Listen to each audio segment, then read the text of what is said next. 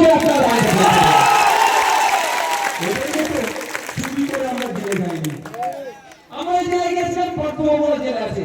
আমি বার হলে ভাইজান বলে লোক ঘিরে ধরছিল। সে আমাকে আমাকে সামলানোর জন্য ওই জেলার এসে বলেছে, ভাইয়া আপনি যখন বাইরে বার হবেন, সাহেব সাহেব আপনি যখন বাইরে বার হবেন বললেন, আজকে ওটা ফোর্স আপনার সাথে দেবো। মানে এত লোক এসে যাচ্ছিল ভিতরে।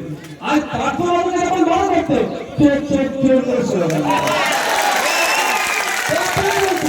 আপনারা যদি জেলে যান, আমি আপনাদের বলছি সম্মান পাবেন জেলে গিয়েও। জেলে গিয়েও আইএসএফের কর্মীরা সম্মান পাবে, কারণ তৃণমূল জেলে যায় চুরি করে, আর আইএসএফ জেলে যায় চুরিকে বন্ধ করার জন্য। ভয় পাবেন না। আর যারা মিথ্যা কেস দেবে, নির্মল মাঝি সাহেবদের কথা শুনে, সাজদা আহমেদের কথা শুনে আগে মিথ্যা কেস দিল। মিথ্যা কেস কতদিন টিকবে? 4 বছর 5 বছর। জামিন করিয়ে তো বাড়িতে নিয়ে আসবো আমরা। আপনারা কি ভুলে যাবেন এই কেসটা চালাবো আমরা, চালাবো কেস চালাবো। যে আমার নামে বদনাম করবে দিয়েছে, আমার নামে যদি মার্ডার কেস করে গুরুত্ব কি করতে হবে? আমার নামে এই কেস দিও, গুরুত্ব করতে হবে।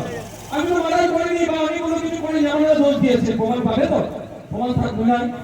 আমি তো অনৈতিক কাজ করিনি, তাই কি করতে হবে? যারা আমাদের নামে মিথ্যা কেস দিতে, কেসটা 2-4 বছর পরে ডিসমিস হয়ে যাবে। আমার ভাইয়ের নামে মিথ্যা কেস দিয়েছে, আমি ভাইকে বাড়ি করাবো কি দিয়ে, তারপরে কি ছেড়ে দেবো? সাজদা আহমেদ তখন তাদের পাশে থাকবে না, যে মানুষটা আমরা দেবো ট্রেনের করতে পারবে।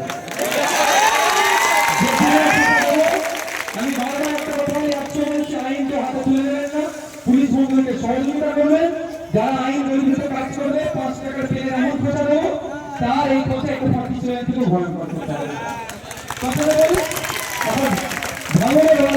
ভাঙড়ের মুকুটবিহীন স্বঘোষিত সম্রাট আরাবুল ইসলাম জেলে ভাগ খাচ্ছে, কিন্তু আইএসএফের মেয়ের খোঁজা দেবে না।